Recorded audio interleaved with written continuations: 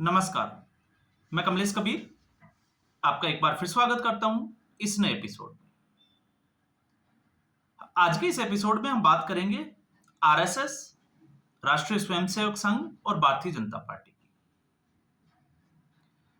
की। एक तरीके से अगर हम देखें तो आरएसएस के बिना भारतीय जनता पार्टी कुछ भी नहीं है। हालांकि दावे जो है वो किए जाते हैं, लेकिन आरएसएस और भारतीय जनता पार्टी लगभग एक ही है, ये हम जो है वो कह सकते हैं। अब इसके पीछे आप देखिए, जब जगत प्रकाश नड्डा 2019 के बाद में भारतीय जनता पार्टी के अध्यक्ष बने और फिर उन्होंने 3 साल का कार्यकाल पूरा किया गया। 2024 तक आते आते लोकसभा चुनाव तक उनके कार्यकाल को एक्सटेंड कर दिया गया, लेकिन अभी तक जब मार्च खत्म होने वाला है, भारतीय जनता पार्टी के अध्यक्ष का नाम घोषित नहीं हुआ। तो अटकलों का बाजार जो है वो गर्म है। बीच में खबर यह आई थी कि आरएसएस के साथ भारतीय जनता पार्टी के जो संबंध है इस वक्त वो फिलहाल ठीक नहीं चल रहे हैं। और वजह क्या थी?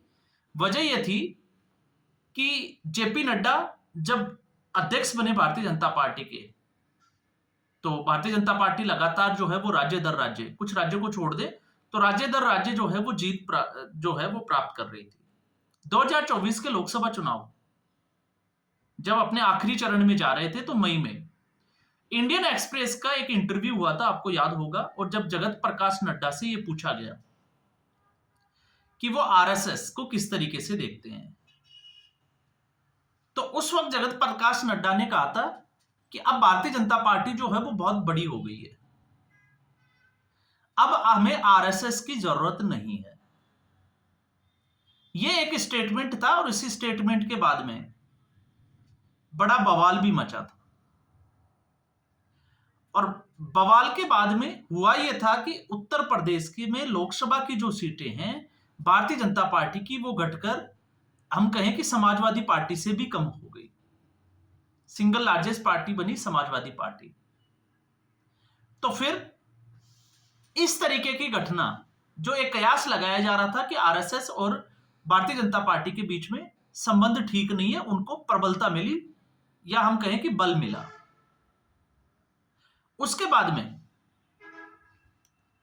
आरएसएस, आपने देखा होगा मोहन भागवत और योगी आदित्यनाथ की मुलाकात होती है और एक के बाद एक जो है वो कई दौर की मुलाकात होती है।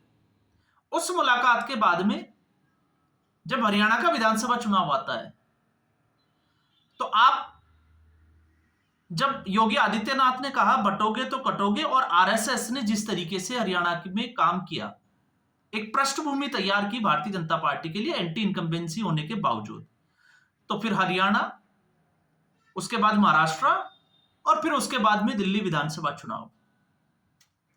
तो इसमें आरएसएस की जो कार्य प्रणाली थी और आरएसएस ने जो सहयोग किया भारतीय जनता पार्टी को, उसको कोई नकार नहीं सकता। अब इसमें हम ये जोड़कर जरूर दे सकते हैं कि झारखंड और जम्मू कश्मीर, तो जम्मू कश्मीर में तो वैसे भी आप सोच सकते हो कि आरएसएस, क्योंकि वहां पर कुछ नहीं कर सकते, क्योंकि वहां पर एक मानसिकता जो है वो अलग तरीके से काम करती है। लेकिन जिस तरीके से धर्मांतरण का जो खेल चल रहा था झारखंड, तो वहां पे आरएसएस और भारतीय जनता पार्टी दोनों कामयाब नहीं। तो अब ऐसे समय में जब भारतीय जनता पार्टी को अध्यक्ष नहीं मिल रहा, या हम कहें कि अध्यक्ष के नाम की घोषणा नहीं हो रही, तो अलग अलग जो है वो अटकलों का बाजार गर्म है। अब ऐसी स्थिति में इस वक्त 21 से 23 तारीख, आज जो है वो आखिरी दिन है, आरएसएस की कार्यकारिणी बैठक चल रही है नागपुर में। और उसके बाद में जिस तरीके से आरएसएस के अरुण कुमार का जो स्टेटमेंट आया कि उनकी भारतीय जनता पार्टी के साथ में कोई भी खटपट नहीं है, और जहां बात आती है अध्यक्ष पद की, तो अध्यक्ष पद के लिए आरएसएस के अंडर में जितनी भी संस्थाएं काम करती है वो स्वतंत्र है, उनमें आरएसएस का कोई हस्तक्षेप नहीं होता। ये इस तरीके का स्टेटमेंट तो दिया है, लेकिन वो पूरे देश को पता है कि आरएसएस की भूमिका क्या होती है। और आपने देखा होगा जिस तरीके से मुख्यमंत्री, आप नायब सिंह सैनी का बैकग्राउंड देख लिए, भजनलाल शर्मा, उधर अगर आप देखोगे तो मोहन यादव जो मध्य प्रदेश के मुख्यमंत्री है, और अब दिल्ली के मुख्यमंत्री रेखा गुप्ता, तो साफ तौर से झलक दिखती है संघ की। तो संघ को हम नकार नहीं सकते। और इससे पहले जितने भी जो भारतीय जनता पार्टी के अध्यक्षों को भी अगर आप उठा के देखोगे तो वहां पर भी आपको यही नजर आएगा। तो इसलिए संघ की सलाह मशवरा के बिना भारतीय जनता पार्टी अपना अध्यक्ष घोषित कर ले, ये तो जो है वो संभव प्रतीत नहीं होता है। ऐसे में प्रधानमंत्री नरेंद्र मोदी का आरएसएस मुख्यालय का, या हम कहें कि नागपुर जहां आरएसएस की कर्मस्थली है, वहां पर 30 मार्च को दौरा होने वाला है। और उम्मीद यह लगाई जा रही है कि इस दौरे के बाद में भारतीय जनता पार्टी के अध्यक्ष का नाम फाइनल हो जाएगा। अब अगर आप देखोगे तो एक मीडिया वर्ग जो है वो वामपंथी मीडिया वाले, वो लगातार ये कहते हैं कि नरेंद्र मोदी और आरएसएस के बीच में ठीक नहीं है। अब जेपी नड्डा का वो बयान देखिए और अभी प्रधानमंत्री नरेंद्र मोदी का एक विदेशी पॉडकास्टर के साथ पॉडकास्ट देख लीजिए। जिस तरीके उन्होंने स्टेटमेंट दिया कि जीवन में जो है वो कुछ सीखने को मिला, वो आरएसएस से सीखने को मिला, और वो आरएसएस से जुड़े हुए हैं इसलिए उनको जो है वो खुशी है। तो नरेंद्र मोदी की भूमिका ही जो है वो आरएसएस और संघ की है, इससे तो कोई नकार नहीं सकता। तो 2014 में बाद जब प्रधानमंत्री बने तो उसके बाद में ये जरूर आप कह सकते हो कि अभी तक मोहन भागवत और नरेंद्र मोदी, इनकी मुलाकात सिर्फ 2 ही बार हुई है। अब ये तीसरा मौका है जब ये मुलाकात हो सकती है। संभावनाएं बनी थी 2023 में मुलाकात की, लेकिन कर्नाटका विधानसभा चुनाव के चलते वो रद्द कर दी गई थी, क्योंकि प्रधानमंत्री का दौरा था कर्नाटका का। अब ऐसी स्थिति में जहां पर आप देवेंद्र फडणवीस की बात कर सकते हैं, नितिन गडकरी, और देवेंद्र फडणवीस का आपने देखा होगा एक बार इस तरीके का राजनीतिक गलियारों में चर्चा हुई थी कि अगर देवेंद्र फडणवीस मुख्यमंत्री नहीं बनते हैं तो वो फिर भारतीय जनता पार्टी के अध्यक्ष बनने के लिए उपयुक्त व्यक्ति है, जिनके ऊपर संघ का हाथ है। लेकिन वो तो मुख्यमंत्री बन गए, तो अब वो जो नाम था वो तो हट गया। तो इस जो ये मंच होगा, इस मंच के ऊपर मोहन भागवत के साथ साथ नितिन गडकरी भी मौजूद होंगे, जो भारतीय जनता पार्टी के अध्यक्ष भी रह चुके हैं और संघ से जुड़े हुए भी हैं। देवेंद्र फडणवीस भी होंगे और प्रधानमंत्री नरेंद्र मोदी भी होंगे। तो वहां पर माधव नेत्र चिकित्सालय, उसकी नींव रखी जाएगी, और उसके बाद में आरएसएस के मुख्यालय में जो है वो नरेंद्र मोदी और मोहन भागवत, उनकी जो मुलाकात है उसकी संभावनाएं बताई जा रही है कि इनकी मुलाकात होगी। तो अब हम कह सकते हैं कि इस मुलाकात के बाद में शायद भारतीय जनता पार्टी को नया अध्यक्ष मिल जाएगा, और ये जो अटकलों का जो बाजार है शायद वो भी जो है वो उसके बाद में शांत हो जाएगा।